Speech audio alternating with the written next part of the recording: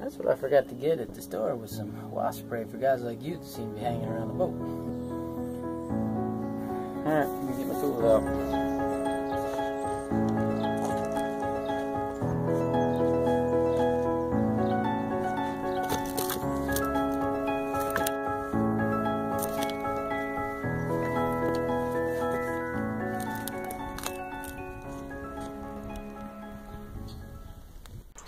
This video is going to build on the teak removal video I did already. This one will deal with a little bit more of what I did after the teak was removed.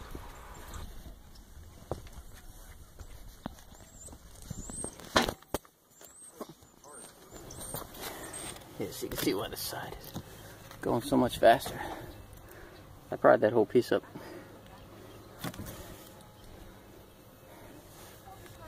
In one shot. Just kept prying it, working it down. You can see how far it goes. But it's coming up real easy. I decided to see how difficult it would be to get the boards up without using saw cuts, and see if I could bring them up in one piece. And that actually turned out to be a great way to do the deck. With the moisture, the boards came up very easily, and I was able to pull up long pieces at one time.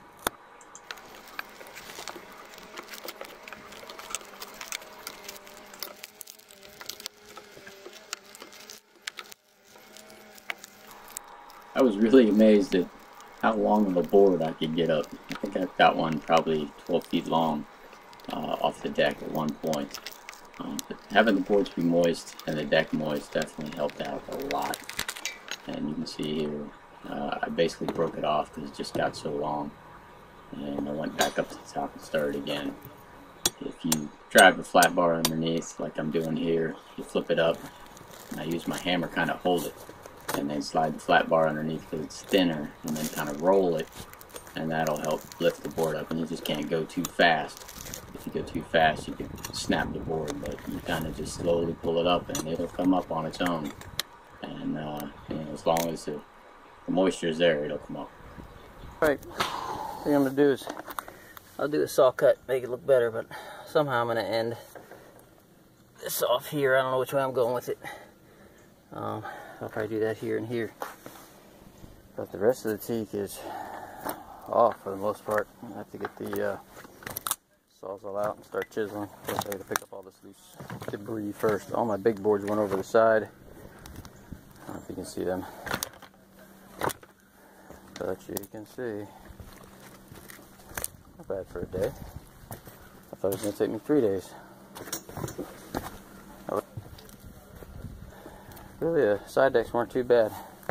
Actually, I think it helps that the boards are a little wet. When they're dry, they're so brittle they splinter and come off in gazillion pieces, which is what happened up here in the bow. That, and I also think somebody had done some work up here in the bow. As you can see, lots of Phillips head screws.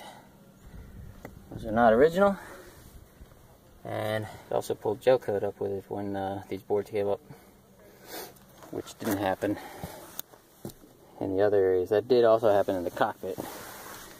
I've had a tarp over this bow, so maybe it's just been staying real dry here of late. But I also think somebody did work on this at one point, and that probably helped too.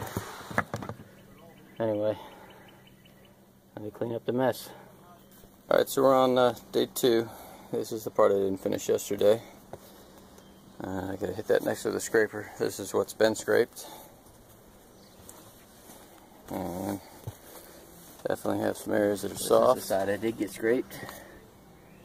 And I'll be hitting it with the sander today. Screws I still gotta pull out. Some of these had stuff in them. I couldn't get the screw bit into them, so a lot of the older screws came out. There's another one.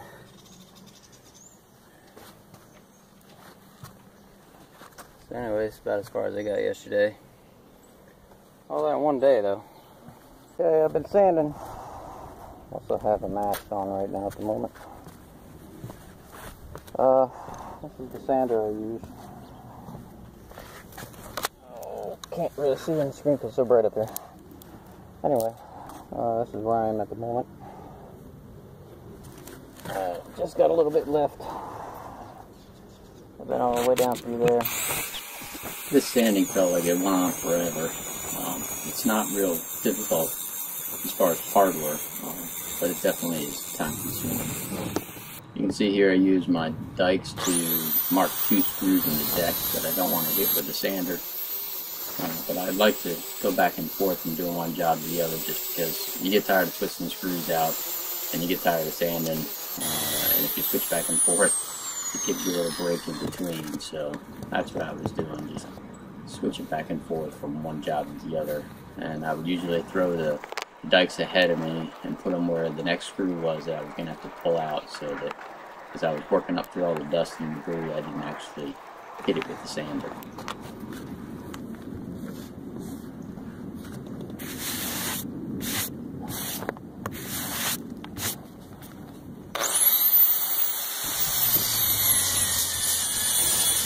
This is really dusty, so make sure you wear gloves and long sleeve shirt. That dust gets everywhere when you're doing it. Job is hard on the knees. And it was hard on my knees. I probably should have been wearing knee pads. I just kind of muscled through it, but my knees are definitely sore.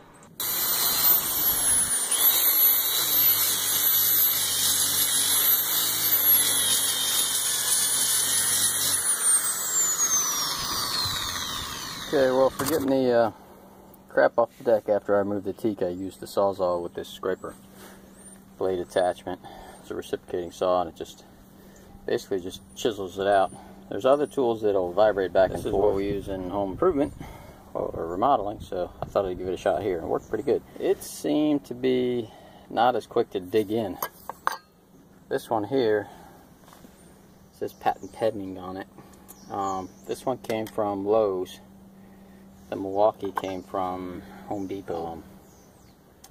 And I got this in a 4-pack, and I went with this size here. I don't know, it's about 3 inches or so, and it worked pretty well.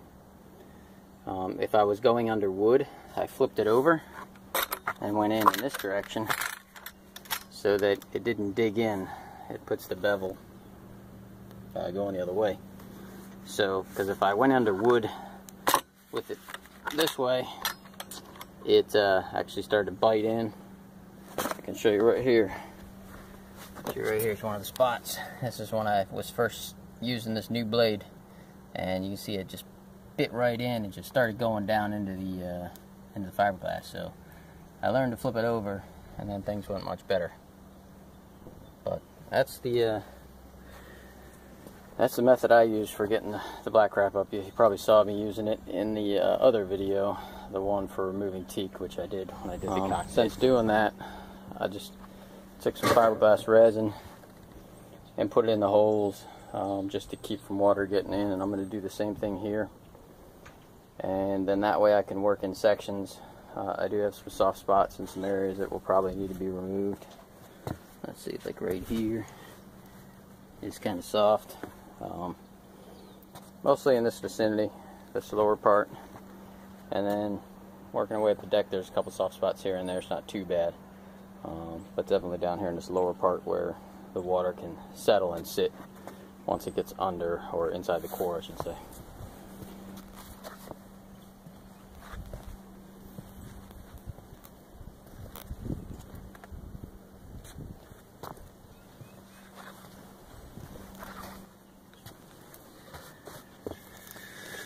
I am going to remove that deck plate, just trying to get as much done as I can. This weekend I'll come back and catch some of these other things, like this one here.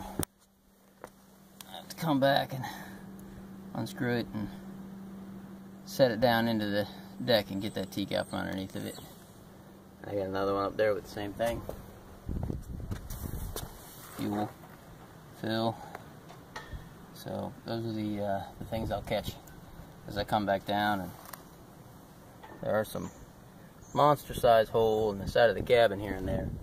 Some big screws somebody put in. Anyway, that's where we're at. I'm going to go ahead and mix up some resin and fill these little holes to keep the rain out that's coming tomorrow. Right now I'm just skimming over the holes with some fiberglass resin as a temporary way of sealing off the deck. I know some people use silicone, but I don't trust the silicone to actually keep the water out. So I prefer just to run a little bit of resin over top. I can always sand it back down, find the holes, and then do what's needed, whether it's drill it with epoxy, or whether I'm actually pulling up some of the deck to replace some core. So this is how I'm keeping the water out until I get to the section that needs whatever it's going to need.